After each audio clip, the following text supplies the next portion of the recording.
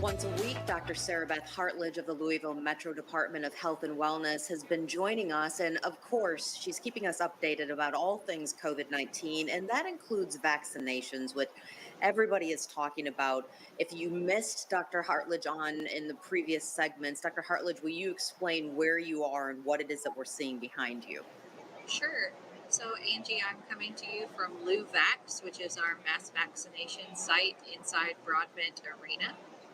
You can see cars passing behind me here. Those today are educators. We're vaccinating teachers and other school personnel this week. And so those folks are coming through, getting screening, and then receiving their COVID vaccination here. Now, we talked about this before, and we just want to reiterate it again. No, you do not have to pay a parking fee. You'll notice people are in their vehicles and they're utilizing those to also get vaccinated. That's exactly right. So when you enter the Expo Center grounds, you'll come in through Gate 4, which is the Crittenden Drive entrance, and the gate will be open. They will not charge you a fee to enter.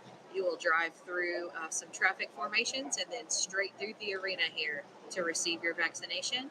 We do a 15-minute observation period in a parking lot on the other side of the arena, and then you'll just proceed right on out the other gate. So straight through, you don't have to get out of your car at all. Now, Dr. Hartlage, we've seen Kentucky Governor Beshear make some national news. I mean, it appears that Kentucky, I mean, it's rated up there with how the vaccination rollout has been going, but he's asking, please send us more. Where are you in terms, and where are we in terms of Jefferson County and Louisville, of course, with that?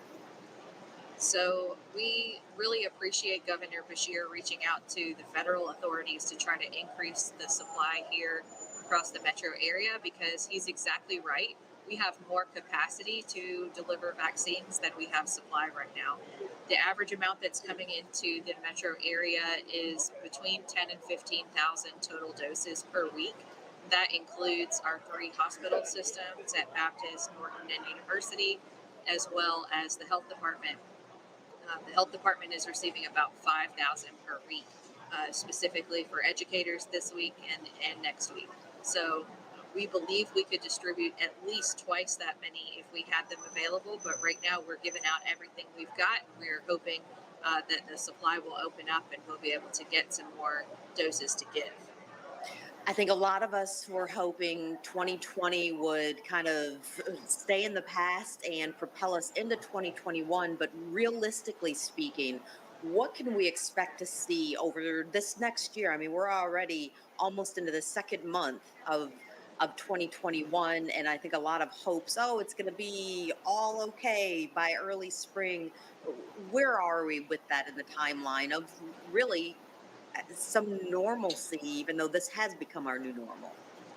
Right. So the number of people who've been vaccinated is still quite small in terms of comparing it to the overall population. So we're giving these doses out quickly and we're giving as many of them as we can, but it's going to take some months before we reach any sort of herd immunity type picture in the population.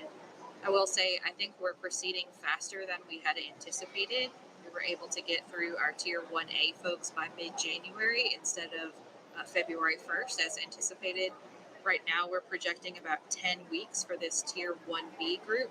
Tier 1B is educators, non medical first responders like police, and also adults over the age of 70, of which, of course, there are many. So it's going to take us a while to get through that group. And then the progressive groups after that, 1C, Tier 2, those are even larger. So I think we are looking at some months away before we're able to say that we have enough people in the community that are vaccinated that they can provide real protection.